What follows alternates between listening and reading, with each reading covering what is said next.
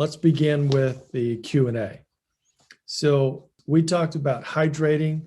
I think I covered a lot of that and some very detailed information. I hope you got that. We also talked about exercise and physical activity, walking, stretching, resistance exercise, weights, appropriate cardiovascular. I'd like to know if you have any questions for details about that. And I think we touched on eating as well. These are big topics. So if there's anything that I've talked about that you have any questions, comments about, or any of these things concerning the series of you want to reiterate or ask about hydrate, exercise, physical activity, diet, or the food you eat, even rest or sleep, which was the next part of it. I don't think we're going to have time to get the bowel movements today, although I do want to spend some dedicated time on that because there is so much to learn and we can't exhaust that. It's been said throughout the ages in many cultures, how bowel movements are is going to help determine how your health is. I totally agree. You can't find any contradictions to that. Is an example of how your body is functioning. So anybody that's got their mics muted, go ahead and unmute if you have a question. Yes, I have a question. I think you may have said something last time under eating about supplements and specifically vitamin C. In your book, you talk about using lemons and limes for vitamin C, but then it also sounded like you also supplement with other things like the ascorbic acid or the liposomal. So how specifically do you treat supplementations in all of this picture that you're talking about here? Well, you know, the book and what you read and things like that are tips, and they're also kind of in the box generalizations for everybody. And then if someone comes here, for instance, we have a variety of supplemental vitamin C. Why do we have a variety? Why don't we just stick with one favorite? Because it depends on the individual, what their issues are, what their needs are, what their sensitivities are as to what we would use. And all of the ones that we have are top professional grades. So as far as using the lemon and lime, it's just alternating so you don't develop an allergy and switching out so you don't get sick of it, different reasons like that. And that's just enough to basically prevent scurvy, which most people think is gone. No, people are experiencing minor scurvy today, and it's widespread. The majority of everybody is low on antioxidants. And I would even say that to people that are taking vitamin C, but are not checking their levels appropriately to see if they're doing well. I have seen a couple of children and tested them this week that are a retest. And I put them on 2 different types of vitamin C according to what they need. And I tested them again and I saw differences, but I saw still by looking at the blood, I saw a big lack of enough antioxidants. Now, why would that happen when you're taking what would seem to be, and forget recommended daily dosage. Those are just a joke. It's pathetic. So when I'm talking about recommended doses on a bottle or by your typical health professional, even medical doctor, if they were going to delve into that area, that when they're taking that, and maybe they're a small person, maybe they're a young person, they might even be bordering on the age that, oh, you don't want to give them vitamin C, they're too young.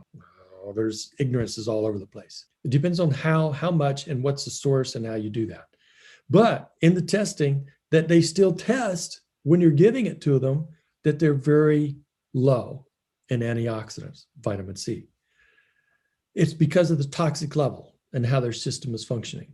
The more toxic a person is, which we are more toxic as a human race, and especially in this country now, than the human race has ever been since Adam and Eve. And these are by studies and statistics. What is it? We are an old one, nearly 20 years old, is that we are 2 million, I think it was 2 million times we're exposed to more toxins and chemicals by 2 million, not percentage, but 2 million times more than our grandparent at our same age. That's how they regulated it back then. Well, it's grown exponentially. They had a couple of years ago a report came out that we're exposed to an unbelievable amount, using the word average, in this country, to thousands upon thousands of chemical toxins daily. We're not used to that load. We need antioxidants to help offset that, to help flush those out. Well, guess what? It's not going to be very effective to take those if you're not hydrated enough properly. So it does get complex. Let me not lose the question that you had, because I'm just thinking of so many things related to vitamin C because it's so essential. Let me put this. I can't think of anyone that comes in that I test and work with them that they don't go on vitamin C, for the reason that I find that they're very deficient. And it doesn't matter what vitamin C or how much they're taking. That's what I find with 99% plus of the people that come in. Now, let me get back on track with, what was your question about vitamin C? The different forms of what is best, which form to supplement with, and how do you know when you're getting a lot or enough? Well, there's different ways. So hold me to that question so I can stay on that topic. So one is, there's different sources. Most of the vitamin C you get in any stores by pretty much any brand, when you check it out, those are coming from China. They come by bulk in China, and most all that comes from China is corn source. Corn is a natural inflammatory. Vitamin C is meant for an anti-inflammatory. So we got an oxymoron there. But why do they do that? It's cheap. And most of the corn source, as you know, by all the stuff you can look up, is also GMO. So it's nuts. Now, I'm going to ask you probably a couple of times about your question as I'm thinking of these different things for the answers. There was a brand that we used that was expensive, professional brand. It was called on the label really big, China free, saying that it's not from China, and also in big letters on the front said no corn, no GMO, no this, no that. And there's a doctor friend of mine that sent a sample off to Europe to have it assayed. You know what they found? It was corn source. It was traced genetically back to genetic of the corn, back to China, and it was GMO. So there's a lot of lying in the market. Haven't we learned in 2020 that there is so much disinformation, corruption, lying, fake stuff, labels, news, everything else that is just, it's beyond belief that it's to that degree. And that's so sad. So I just have to be very careful and investigate to the best of my ability. And I like the ones that have been assayed by independent people that are not a biased opinion or associated with the company or anything else. And so we use those. We use powders for morning doses, and we regulate those doses according to the need. And then we also oftentimes use a liposomal source, because most of the vitamin C, and I'm just going to round off some numbers for you. Let's say 93% of the powdered vitamin C, capsule vitamin C, tablet vitamin C, whatever source you use, most all of that is going to go through your gut and through your intestines. About 93%. 7% is going to get into your blood. Again, I'm rounding off numbers. When you use liposomal C, a quality liposomal C, then in the first part of your small intestine, first 12 inches of your small intestine, that's going to get readily absorbed because of the form that it is. It's a fat source, gets readily absorbed. So about 93% of that is going to go, I'm rounding off numbers, into your blood. Because if most of your vitamin C goes into your gut and colon, you're not getting enough in your blood for all it's got to deal with that goes throughout your entire body. So you need antioxidants there. That's why I give two types of antioxidants. Are antioxidants very important to get into your colon? Absolutely. Are antioxidants very important to get into your blood? Absolutely. You can't do that with one source. It doesn't work. So I give a liposomal to get a very large portion of that into the blood. And I give them at different times, like morning, at night. The morning dose, if you have too much, will induce a bowel movement. If you have the liposomal C, it's not going to induce a bowel movement unless you really hit it hard, because there's not much that going through your colon. It's the next thing to doing an IV of vitamin C, which you have to be very cautious with. I've known people that get their veins burnt by doing an IV with vitamin C with the drip too fast. It will literally burn your veins, permanent damage. So there's also IV vitamin C done correctly with the right sources can be optimizing antioxidants for the blood, not for the colon. It's not addressing the colon. So it's very, very complex, not complicated, but it is complex. And that's why we use many different sources. Is it a child? Is it a baby? Is it an adult with cancer that's advanced? That's why we use different vitamin C's in different doses. How do you know you get enough? Part of your question. If you're taking one of the tablets, capsules, powders, you can go up to what's called bowel tolerance. Now, I'm going to mention that as part of this. So let's go into this for a minute. What is bowel tolerance of vitamin C? That's determined by how much vitamin C you can take in a fairly regimented way before you reach a bowel tolerance. So what is bowel tolerance? It doesn't mean bowel movement. It doesn't mean diarrhea. It means basically an explosive, watery bowel movement that once that starts, you're going to have several of them. That is a bowel flush. So let me give you part of the regimen. One way you can do that is take a high quality vitamin C. And I have seen vitamin C's, I'm running in time, but this is good. We can always use other times for other things. Take a measured teaspoon of one vitamin C.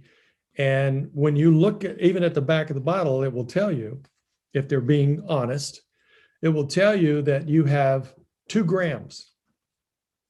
While you take a leveled teaspoon of another powdered vitamin C and you look at the back and it will tell you 6 grams. What's the difference? The one with 2 grams is full of fillers and all kinds of other garbage. So you may have one that's buffered, which would be wise to do. It's got some calcium and magnesium to buffer it so it's not so acidic on your system. And one way to do this regimen is to take a quality. I've mentioned that because I'm talking about quality. You want no fillers, you want it buffered, and you're going to take let's take a person, let's first present it this way. The person is constipated. They're either having 1 bowel movement a day, that's chronic constipation, or less. Then I'm going to start with a heaping teaspoon of vitamin C and 4 to 8 ounces of water. Stir it up, drink it down it, watch the clock. You want to drink some more water? Fine. Watch the clock. 15 to 20 minutes later, you do that again. If you haven't had a bowel movement yet, 15 to 20 minutes later, you do it again. Now, this is to maximize quickly producing a bowel flush. You do that till you get a flush. Now, let me give you a more average recommended for the average person for other data that you would need later on. And I'll elaborate on that at the end of this. You would take a level teaspoon. Again, put it in some water, drink it down, watch the clock. 15 minutes later, take a level teaspoon. 15 minutes later, take a level teaspoon. And what you're doing is you're recording this. The time that you started, you're taking it every 15 minutes. You're being active, you're walking around, whatever you want to do. You want to sit down, you want to lay down, whatever. I prefer you to be a little bit active, vertical, so that gravity works. And you count how many teaspoons does it take for you to run to the restroom and have a bowel movement that is first flushing out, and then you're going to have probably some additional bowel movements that turn out to be watery bowel movements. Now, if you go and have a bowel movement and it's one bowel movement, even if it's a partial diarrhea, I have to be a little bit explicit in these to understand. And then it stops, that's not a flush. That's not a flush. So we're talking about a flush. So let's say you did it and it was a flush. I have seen this take anywhere from an average of maybe 3 to 4 to 6 teaspoons, up to one case that took 36 teaspoons. That vitamin C that was recommended was 6 grams of vitamin C per teaspoon. That was somebody that was having a bowel movement about once a week. But the thing is, the system, how the bowels move, your emotions, all of these different things are factors in how that will work. So the follow through with the data that provides that you can do something with, and let's just round it off. Let's say it takes 10 teaspoons to get a bowel flush.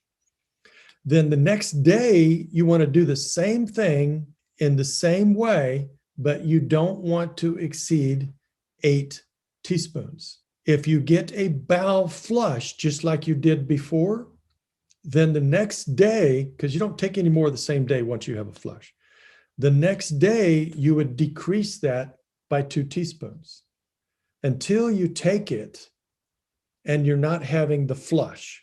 You may have a loose bowel movement. That's not a flush. You may have a little diarrhea, but you're not having a watery flush that's repeated. Because when you get to that level to where you're just having a bowel movement, maybe even a loose bowel movement, then you're reaching the level of you're getting enough antioxidants. Because when you get enough and you get overload, your body's going to dump it. That's what a bowel flush is. It's saying, this is too much, I'm going to dump it. It's not going to cause a problem. Your body will dump it. So what we want to do is whatever it takes to do that, we want to come just below that and maintain that level, that amount of vitamin C per day, until you reach a point to where your tolerance will come up to that, or come down to that and say, okay, my tolerance is here. I can't handle that anymore. I'm going to have a flush. Then what you do is you lower the dose of vitamin C a little bit. If it's a lot, then you're lowering it by 2 teaspoons. If you're talking about anywhere between 6 to 10 teaspoons, then you're lower it. I did give the example of 10, but let's say 6 to 8 teaspoons, then you lower it teaspoon at a time. You'll get to the point when you start getting down lower that it's going to take a longer and longer period before it causes a flush. Well, this one took 2 days and it caused a flush. This one took 4 days. This one took a week. This one was 2 weeks before it started causing a flush. What's happening in that process? You're detoxing the body, and very heavily. That is very good. And then you'll come down and you reach a dose and you say, well, I'm not having a flush. Then that's your dose that you maintain. That's the dose that's needed for you to have enough antioxidants. How do I do it? I check your blood. If you're in here, we take a blood sample and we check your blood and we can tell. Okay. I hope that helps with that question. Was there another part of that question that I didn't answer? Could you please repeat that same question for me again?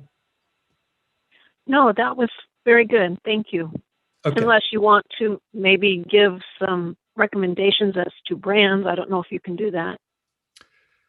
I try to stay away from brands. One thing is most of the brands I would recommend, unless you have a license, you can't get them because I don't use store brands.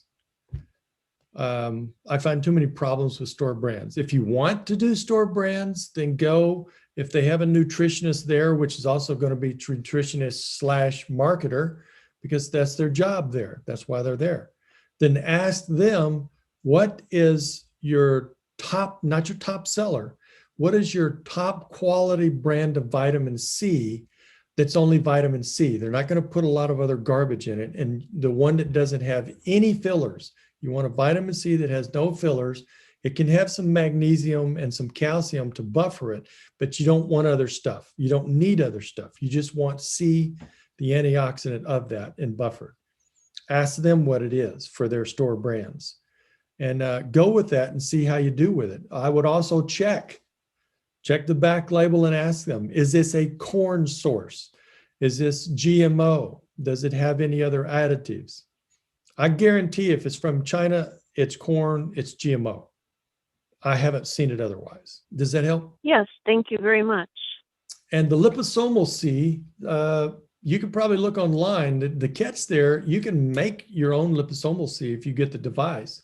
We have liposomal C here. We don't make it. We have a quality professional brand that you need a license to get. And we give that to most people. For instance, we give that before you go to bed. And the other vitamin C, again, I think was part of your question. You have it away from food, you have it away from supplements, you have it away from medications. And before I sign off, I need to say something very, very important about anybody that's on medications. The doctors will tell you, because they don't know, if they tell you to take a medication first thing of the day, if you're taking vitamin C, they'll say, no, no, no, no. Take the medication, then you take your vitamin C if you're going to take it. That is just ignorance, because let's take thyroid medication when you don't have a thyroid. That means thyroid medication to regulate your thyroid levels because of what you're taking supplementally, because you don't have a thyroid, becomes critically important, life-threatening important over a period of time. So if you take your thyroid medication first thing in the morning, which is exactly what they tell you, and then, I say take it at least an hour away from anything. What? Vitamin C. Then you take an hour later your vitamin C, guess what? You reach your blood level of the thyroid medication, and when you take your vitamin C, it's going to lower your blood level, and you're going to crash. You're going to have serious problems. And I have dealt with this numerous times, because I will tell somebody how to take it, and they go back to their doctor, and their doctor tells them, you got to take it this way or it's not going to work. You have to do like I tell you. Even though I don't know what I'm talking about, you have to do what I tell you. And so without telling me or anything, they'll switch it. And they'll take their medication first, and then they'll take their vitamin C, and they crash. They hit the wall because you washed out your level to maintain that.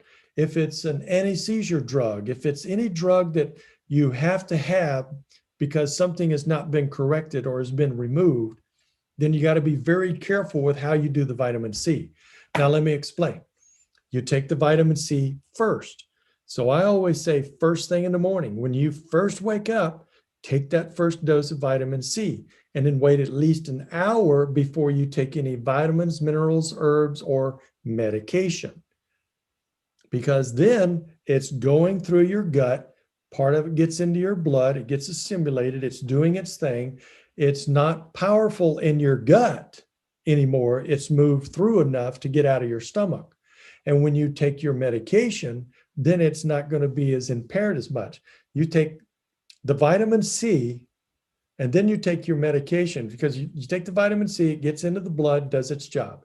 You take the medication on top of that, and then it gets into the blood and does its job. If you reverse it, you take the medication, it gets in there, then you take the vitamin C. Vitamin C washes it out, just like it washes out the effectiveness of your food. If you take vitamin C with food, which most bottles and most things tell you to do, it's going to hinder or block the effectiveness of you to be able to absorb your nutrients out of your food. Don't take vitamin C with food.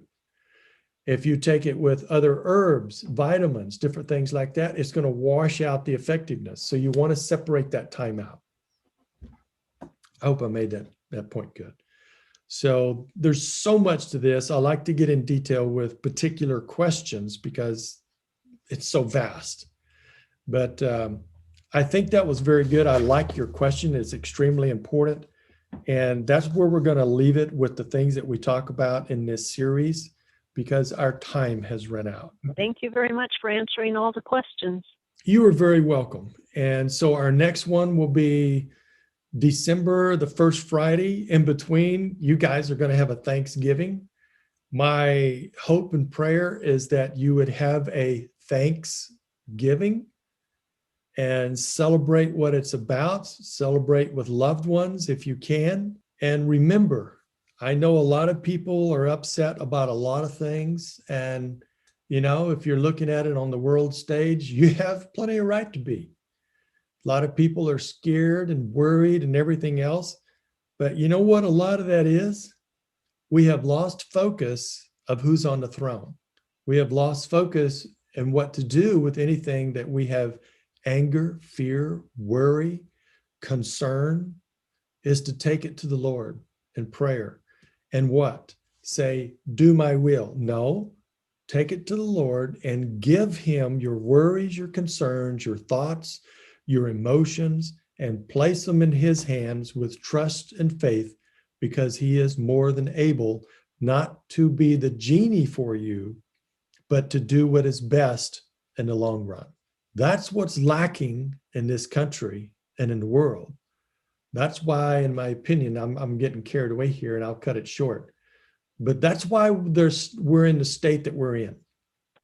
That's why the technology is in the state that it's in. The politics are in the state that it's in. Education is in the state that it's in. The medical community, the schools, all of it. Even the churches. There are many churches that have moved away from teaching the true basic principles, biblical principles of God and how we're to live our life. So I would take that into Thanksgiving and be thankful, because he's still on the throne and he has the end of everything in his hands. Whatever happens, there's more to come, and he has the end in his hands, and he is good. He is trustworthy. So God bless you. Love others. Let Christ's love shine through you. And we'll talk to you at least, if not before, but on the next session, the first Friday of December. Take care. God bless.